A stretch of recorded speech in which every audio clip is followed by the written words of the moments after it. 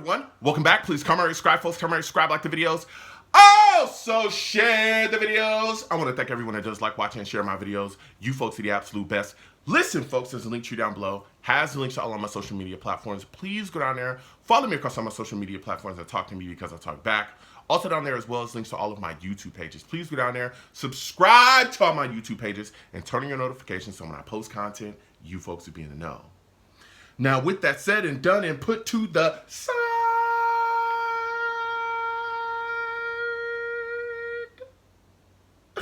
I've come to talk to you folks today about Haason Reddick. Woo! Listen, this situation continues to play out, and I'm concerned. I know that there's some Jets fans that are pretending like they're not worried at all, and everything's just going to be peachy king, and everything's going to be okay.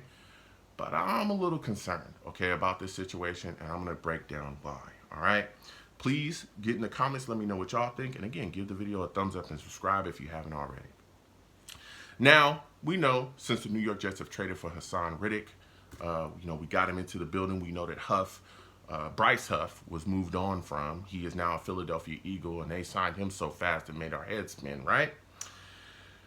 We went and got Haason Reddick, brought him in from the building. He was an Eagle. And since he's gotten here, he hasn't been at anything. No OTAs, no voluntary stuff. And then we were all hoping, hey, okay, maybe he's going to be here at the mandatory minicamp stuff. You know what I'm saying? Like, it's mandatory, all right? I heard from people, hey, it's mandatory. Come on, Haason, get into the building. He wasn't at the mandatory stuff either. No mandatory minicamp. He wasn't the only guy that didn't show up. We know the biggest name, Aaron Rodgers, wasn't there either, but Aaron Rodgers has been in everything else since he's been here, okay? So that's a different scenario, okay? That's a different bag of potatoes, all right?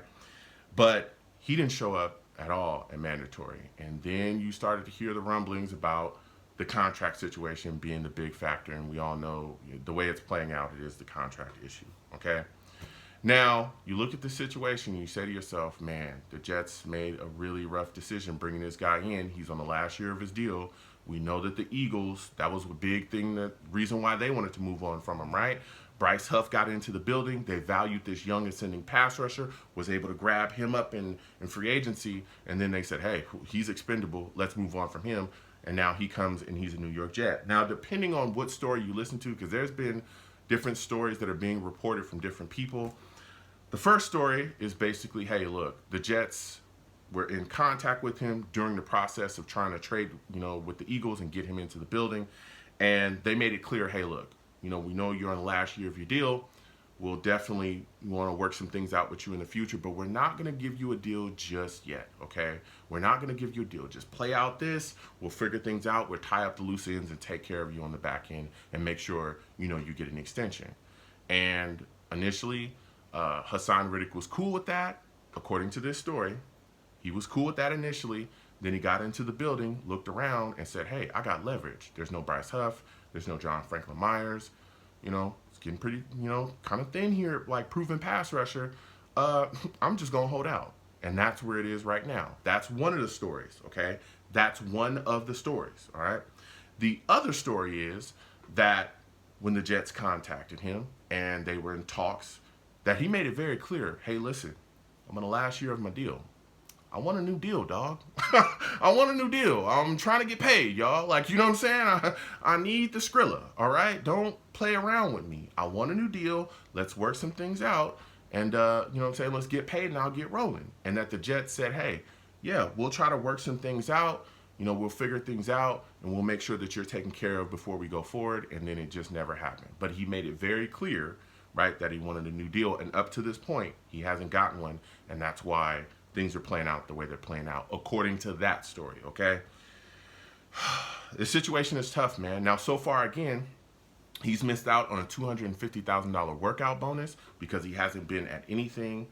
And there's more fines that can come if this continues to play out into training camp, which I'll get into in a minute. So with all this situation swirling, Haason missing time, there's not really, a lot of things moving and shaking and going on. He pops up in Japan walking down the street cosplaying as a samurai? What?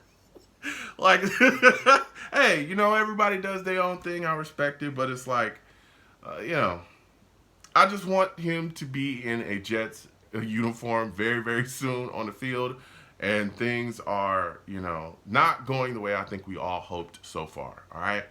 Now, I look at the situation like this. I look at Joe Douglas and I'm saying, hey, man, y'all got to do something to get this taken care of before this continues to play out into training camp and possibly into the season. All right. Listen, this situation is rough because we're going into a season where there are gigantic expectations. We all know, right?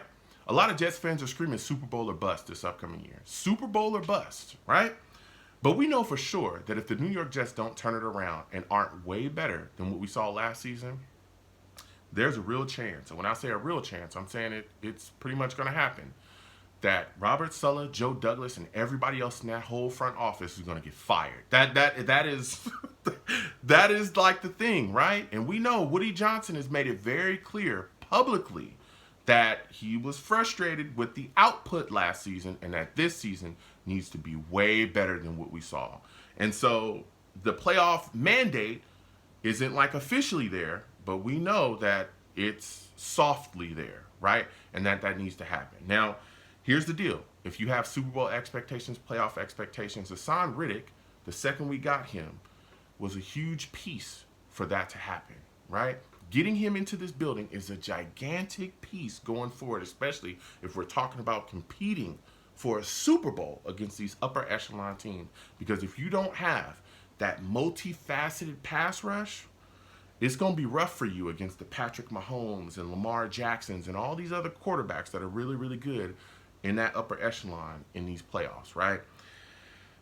Now, if this continues to play out, and I hope it doesn't, but if it continues to play out and possibly goes into the season, let me tell you something. You know who's going to feel it the most? Will McDonald. Will McDonald, the pressure on him is going to be immense in year 2. He's going to have to come off of a season where it was kind of up and down, right? Because he didn't play a lot. Some of the games, I believe he was deactivated. There was a lot of things moving and shaking, but he didn't get a lot of time. He's going to have to come off of that rookie season to having double-digit sacks in his second year. And he's going to have to be playing like a man with his hair on fire. Seriously. In a Super Bowl or bust year, the expectations on him are going to be gigantic. And we already know that there's a lot of Jets fans out there that cannot stand him simply because of where he was taken in the draft, which was in the first round. There's a lot of Jets fans that did not agree with him being taken in the first round. And there's a lot of Jets fans that really think he stinks, okay? I'm not one of them. I think that he's a good player, and I think he can be a good player in this league, and he's a guy that I think has the ability to truly ascend, but we haven't seen that yet, all right? This is year 2, but the expectations on him are going to be immense. He's going to have to be a double-digit sack guy. And then another guy that's going to see a bit more pressure, as we all know, is going to be Jermaine Johnson. But we know Jermaine Johnson, Pro Bowl guy, he's put some things together, but the most sacks he's ever had in a season is 7.5. He's going to have more than that, especially with Haason Reddick not being on the field if it plays into the season, which so far it's looking like it possibly could. Now, I know that there's been a lot of people talking, saying, hey, he's just going to come to training camp, things will work out. I mean, if he skipped out on that workout bonus, that training camp stuff isn't necessarily a given. Now, training camp, I believe he's fined $50K for like whatever certain amount of time that he missed. I think it's $50K a day or something like that. And it's non-waivable. If he gets fined that stuff and misses that time, he's going to miss it. But at this point, something tells me, I just got a feeling, I don't think he cares about that either. I don't think he cares, especially if he expects the type of deal that today's pass rushers get with his numbers and what he's done in this league. Brother, like he's looking and he should get big money. We all know that. And so I don't think that that's necessarily going to be something that's going to deter him from saying, I don't care. I'm sitting until I get what I need to get, and then I'll get back on the field. So I'm concerned. I'm not lying to you, all right? Comment down below. Let me know what y'all think. How are y'all feeling about this Haason Reddick situation? Do you think that he'll just suit up and be playing in training camp? Do you feel like this doesn't have to be resolved and that he'll, get on out there? What are your thoughts about this situation? If this doesn't get resolved by camp and plays out into the season, Do you think that Will McDonald is ready to be that double-digit sack guy? Comment down below. Let me know what y'all think. You folks have a good one. Peace.